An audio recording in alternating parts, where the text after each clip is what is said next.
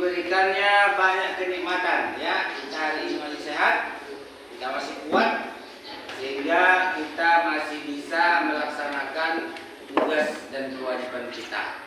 Baik saya sebagai guru maupun kalian sebagai siswa. Mudah-mudahan hari ini kita tetap semangat.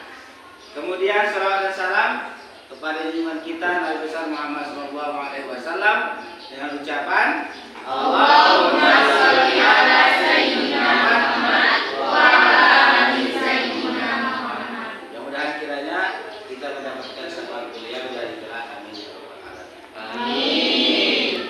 Siapa yang tidak hadir hari ini? Sekretaris? 3 orang paling nggak hadir. Siapa itu? Najwa sakit, terus Andin sama Naira izin. Ibunya hadir. Alhamdulillah anak-anak semua bagaimana kabarnya? Alhamdulillah baik. Sehat. Ya. Bagaimana hari ini sudah siap menerima pelajaran? Untuk memulai pelajaran hari ini, ada baiknya kita berdoa untuk mengambil keberkahan kepada ketua kelas supaya dapat memimpin membaca doa. Teman-teman, sebelum kita belajar, mari kita berdoa. Berdoa haji mulai.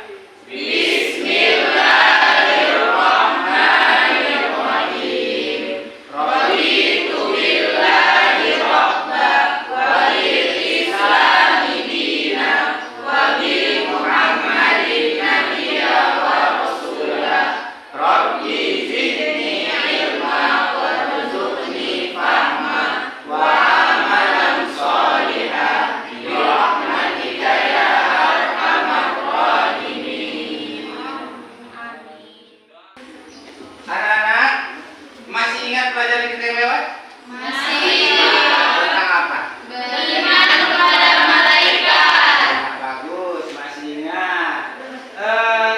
Bapak mau bertanya tentang pelajaran yang lewat. Malaikat itu diciptakan Allah terbuat dari apa? Angkat tangan, siapa yang tahu? Oh, satu aja, satu ya. Siapa? Ya. Cahaya. Dari cahaya, bahasa Arabnya apa kemarin? Nur. Nur, iya bagus.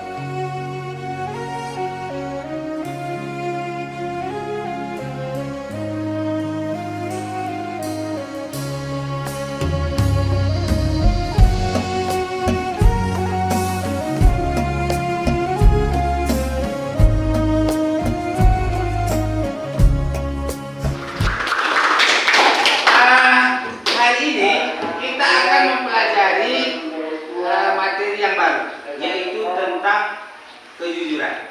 Kejujuran merupakan cermin dari kepribadian. Nah, anak-anak, sebagai umat Islam, kita wajib hukumnya untuk jujur. Jujur terbagi 3. Jujur dalam niat, jujur dalam ucapan atau perkataan, kemudian yang ketiga jujur dalam perbuatan. Anak-anak, adapun tujuan daripada pembelajaran kita ini, bisa kita lihat di sana. Kompetensi dasar yang harus kalian capai adalah memang kalian itu berharapkan supaya bisa jujur, menunjukkan sikap jujur, perilaku jujur dalam kehidupan sehari-hari, baik di sekolah maupun di rumah. Kemudian selanjutnya indikator pencapaian kompetensi. Nah, ini juga sama menunjukkan perilaku jujur dalam sehari-hari. Tujuannya kalian harus yakin bahwa jujur adalah ajaran pokok agama kita. Ya, kejujuran adalah ajaran pokok agama kita. Kemudian menunjukkan perilaku jujur dalam kehidupan sehari-hari, menganalisis manfaat kejujuran, kemudian menyajikan kaitan antara contoh perilaku jujur dalam kehidupan sehari-hari. Apa yang ketidakjujuran ini coba? Tidak jujur sama kawan. Pernah itu tidak jujur sama kawan? Kenapa? Apa itu? Menjemputkan tidak dikembalikan. Iya, itu salah satu perbuatan yang tidak jujur ya. Itu hal yang tidak boleh ditiru. Itu ada imbalan dosa. Jadi kau harus meminta maaf kepada kawanmu untuk tidak tidak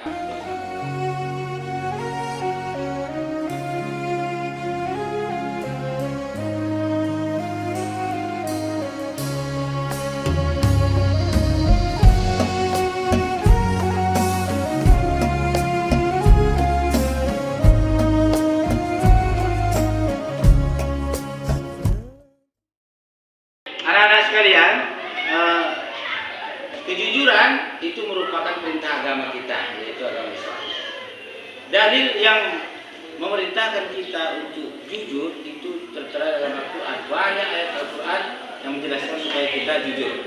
Yaitu salah satunya dalam surah Al-Maidah ayat 8. Coba Ali Mukhtar baca dulu surah Al-Maidah ayat 8. أعوذ بالله من الشيطان الرجيم بسم الله الرحمن الرحيم يا أيها الذين آمنوا كونوا قوامين لله شهداء بالقسط ولا يجرمنكم شنآن قوم على ألا تعدلوا اعدلوا هو أقرب للتقوى واتقوا الله إن الله خبير بما تعملون صدق الله العظيم. Ya, artinya Wahai orang-orang yang beriman, jadilah kamu sebagai penegak keadilan, karena Allah kita menjadi saksi dengan adil. Dan janganlah kemudianmu terhadap saudara kau mendorong kamu yang berlaku tidak adil. Berlaku adillah, karena adil itu lebih dekat kepada takwa. Dan bertakwalah kepada Allah. Allah Maha Teliti terhadap apa yang kamu kerjakan. kemudian dalam surah At-Taubah ayat 119 juga ini dijelaskan kita hendaknya berlaku menjadi orang-orang yang benar, ya. Siapa membaca? Fitri baca. A'udzu billahi minasyaitonir rajim. Bismillahirrahmanirrahim. Ya ayyuhalladzina amanu taqullaha wa kunu ma'as shadiqin. Kalian artinya. Artinya, wahai orang-orang yang beriman, bertakwalah kepada Allah Subhanahu wa taala dan bersamalah kamu dengan orang-orang yang benar. Ya, baik. Nah, itulah dalil memerintahkan kita untuk selalu benar, ya. Sama. Semuanya coba buka halaman 33, 34, 35. Di situ ada gambar, ya. Ada gambar 31. Gambar apa itu? Ada pedagang, ya, sedang berjualan, ya. Ada penjual, ada pembeli. Di situ haruslah berlaku jujur si penjual, terutama menyangkut kualitas dan kehalalan barang yang dijual. Jadi selaku penjual ya harus jujur. Kalau jualan jeruk asam ya jeruk asam gitu. Jangan jeruk manis padahal jeruknya asam. Harus jujur. Sekalipun orang tidak mau membeli, tapi kalau udah jujur, ya mana tahu ada khusus orang yang mau beli jeruk asam. Buat jus, iya. Kemudian ada gambar 52. Di situ ada gedung KPK. KPK itu Komisi Pemberantasan Korupsi. Di situ ada komisi atau lembaga yang mengadili orang-orang yang tidak jujur, yaitu khusus tindak pidana korupsi. Korupsi itu mencuri harta negara, berarti dia tidak jujur, tidak melaksanakan tugasnya, wewenangnya dengan penuh tanggung jawab. Selanjutnya, coba perhatikan video yang akan Bapak tampilkan. Dari video ini nanti kalian bisa menyimpulkan, mempresentasikan setiap kelompok seperti biasa. Ya, perhatikan videonya.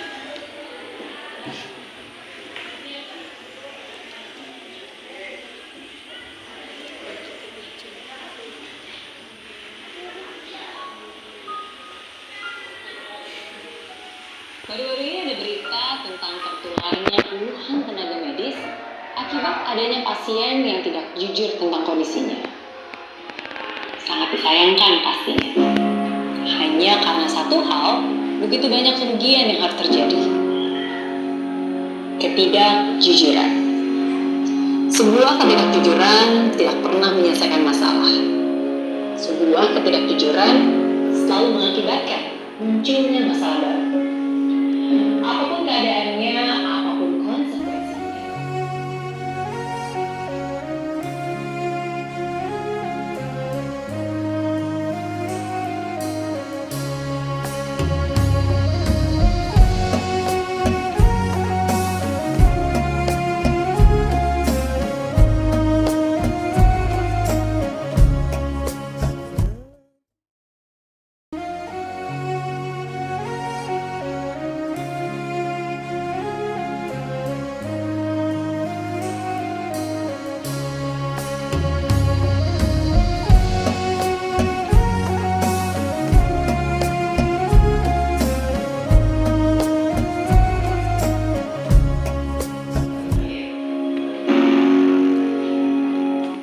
Selesai. Nah, anak-anak, dari video yang sudah kalian lihat, dari materi yang sudah Bapak sampaikan, kalian membentuk kelompok untuk mendiskusikan hasil daripada analisa kalian terhadap materi dari Bapak. Saya berikan waktu 10 menit untuk bentuk kelompok dan merespon. Nanti akan dipresentasikan seperti biasa ya. Untuk kelompok 1, supaya dapat menyimpulkan atau mempresentasikan hasil diskusi terkait dengan materi tentang kejujuran. Kepada kelompok 1 kami persilakan. Saya akan bacakan diskusi kami tentang jujur. Jujur atau as-siddiq adalah mengatakan sesuatu sesuai dengan kenyataan, sedangkan dusta al-kazib adalah mengatakan sesuatu tidak sesuai dengan kenyataan. Iya, nah bagus ya.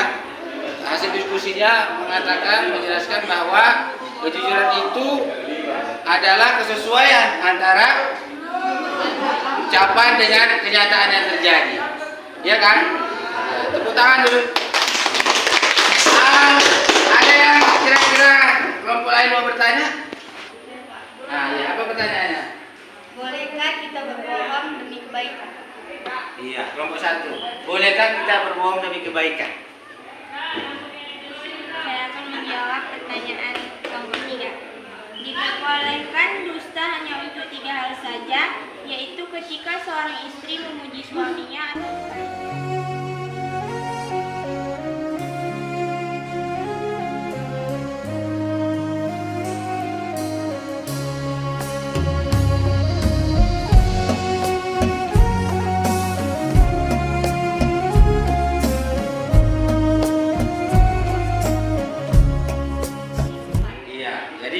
bukan hanya untuk diri kita ya, untuk orang lain juga kita harus mencontohkan, apalagi kepada keluarga kita, anak kita, istri kita, suami kita, keluarga terdekat kita. Jadi jujur itu kita tanamkan kepada mereka juga, bukan hanya kepada diri kita. Baik, anak-anak kami seluruhnya, Bapak akan memberikan tugas kepada kalian. Kalian merangkum ataupun membuat portofolio di rumah, cari kejadian ataupun peristiwa yang kalian temukan terkait dengan ketidakjujuran. Nah, bisa nanti di rumah pulang ada ketidakjujuran yang kalian lihat, kalian dokumentasikan, kalian catat, rangkum di buku LKPD. Ya. Kemudian di halaman 45 di situ ada refleksi. Kalian juga selesaikan minggu depan supaya dikumpulkan. Semua tugas-tugas harus diselesaikan. Baik anak-anak, di akhir ini Bapak ingin menyampaikan beberapa hal kepada kalian bahwa perilaku jujur itu adalah perilaku yang sangat mulia sebagai pokok ajaran agama kita. Ya, jujur merupakan kewajiban bagi setiap umat Islam. Ini juga sudah diterangkan dalam surah Al-Ahzab tadi ayat Al-Maidah ayat 8 dan surah At-Taubah ayat 119. Kemudian tadi juga ada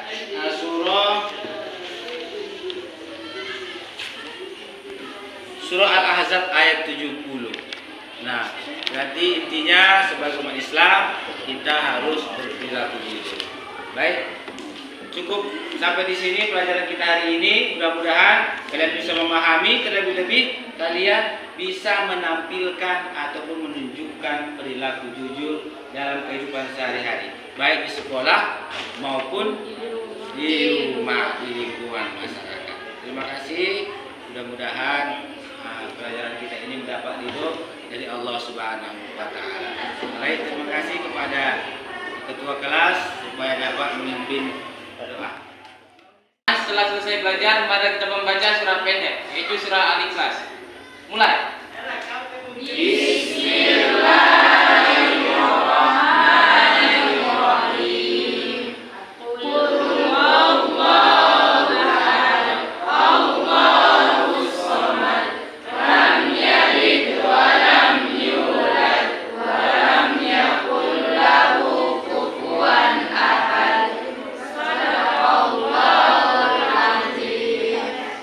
Alhamdulillah, mudah-mudahan kita mendapat berkah dengan mempelajari pelajaran tentang perilaku jujur. Saya sudahi. Wabillahi taufiq wal hidayah. Wassalamualaikum warahmatullahi wabarakatuh. Waalaikumsalam.